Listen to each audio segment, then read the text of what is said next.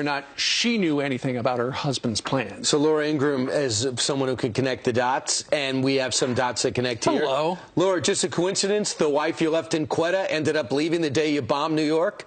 No, I can't imagine it is a coincidence. And it reminds me, guys, of the Omar Mateen wife who had been tracked by authorities and surveilled by authorities down in Orlando.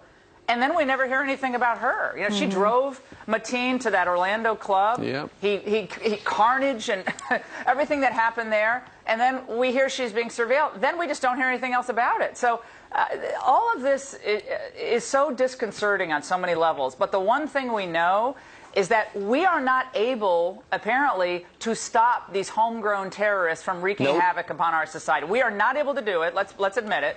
And we can find them after they commit these horrible acts. But we're gonna drop in another 100,000 people whose background we can't really verify. This is just madness. And our lack of craziness. action caused this refugee crisis. And now the president's acting like he's got the big heart to accept everyone. Well, if he acted on when his red line was violated, we might have a totally different story. Well, again, this is Trump's point, and it's been his point all along. We have no credibility right now on the world stage. That's why China is mocking us. That's why countries like the Philippines feel Iran. like they're within their right to insult us. And our substantive policy has been a chaotic force in the Middle East. We have helped destabilize that region, and chaos as a result across the Middle East, spilling into Europe as now Angela Merkel is feeling the heat from all her stupid refugee decisions, and now coming into the United States. I mean, it's been a domino effect. It's been a domino effect of incompetence and backseat foreign policy, and I think the American people are starting to get really fed up about all this. Well, the American people will have a choice in a matter of a month and a half. Hillary Clinton is saying, vote for me if you want the same, and if you like the experience that I bring to that position. And then Donald Trump says immigration security is national security. Well, I think Trump is absolutely right. Whether it's our border to the south that's porous, or even our border to the north that's porous, or bringing people into the country who we can't possibly discern their backgrounds, this is a ticking time bomb for the United States. We've had a job security issue, wages still lower than they were in 1999. And now another variable in an already very chaotic domestic situation in this country, and more of the same. I mean, everyone can see what the same is. You know, Hillary yesterday on the tarmac, guys, in Westchester, she said, well, she's had experience sitting in the Situation Room and being part of the strategy to go after the terrorists. First of all, she wasn't in the Situation Room on the night of Benghazi. We don't really, I guess she was at home, or I don't know what she was doing. But is that really what we're going to vote for? You sat in the Situation Room. And what exactly happened after that? Worked out so well. Laura, I'm going to play a soundbite from yesterday on this program. Donald Trump was on the channel twice yesterday talking about, given the problems we've got, perhaps we should do what Israel does, and they profiled. See if you can hear him say racial profiling, because somebody at CNN heard that, even though it doesn't exist. Here's the soundbite. You know, in Israel, they profile. They've done an unbelievable job, as good as you can do. Sure. But Israel has done an unbelievable job, and they'll profile. They profile. They see somebody that's suspicious, they will profile. They will take that person in. They'll check out.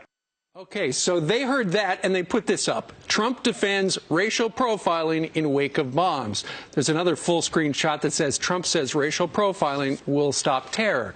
This is just a couple of days after CNN very handily heard Hillary Clinton refer to the New York and New Jersey bombings, but they trimmed her saying that so that they could attack him for calling it a bomb before he was notified by the authorities. What are they doing over at CNN? Well, I think it's beyond dispute now that CNN is essentially operating as a Clinton super PAC.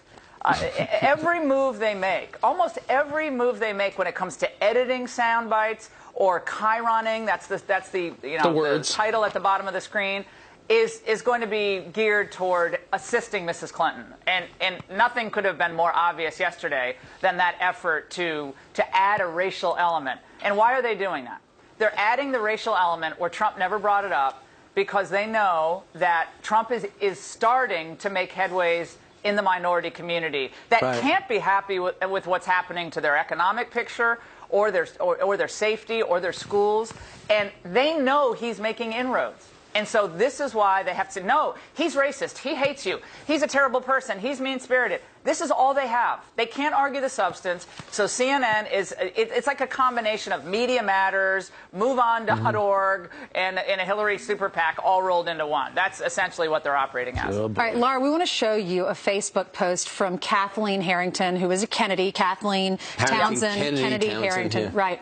This is a picture that she posted on her Facebook page with George Bush, 41. And she wrote, the caption is, "The president told me he's voting for Hillary." Well, we know, the establishment doesn't like Donald Trump. What do you think about that? But all of a sudden, the Bush people come back and say, this to Jim McGrath says, George W. Bush will vote will vote this year. It's not clear anyone was there to verify this. Still checking. Keep your powder dry. Still checking. And then later on, they said that basically he never committed to voting. He said he's always going to keep it secret.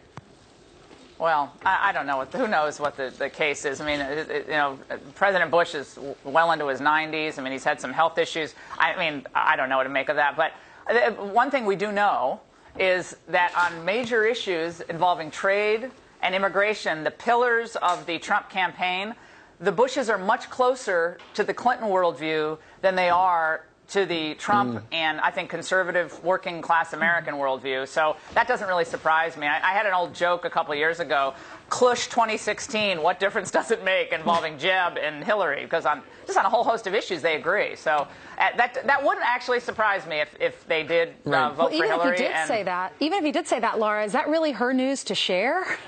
Well, I think that, again, they see this all. Yeah, guys, they see this all beginning to slip away over the next several weeks. The next 4 or 5 weeks, we're going to see this campaign and the efforts to I think resuscitate a sagging Hillary campaign. We're going to see the most incredible assertions made. We're going to see the race issue come to the fore. It's going to be blindingly obvious how desperate they are to hold on to power, and it looks like it's slipping away, and they're going to get more desperate. I think this might be another example of that. Sure. All the battleground states now are tied. All right, Laura, thank you very much. We know you got to go do your radio show and edit Life Set, so have a wonderful Tuesday. Thanks, guys. Take care. All right, straight ahead, Donald Trump Jr. igniting a firestorm online for comparing Syrian refugees to a candy. But does he have a point? We're going to report, and you're going to decide. Plus, the tech guy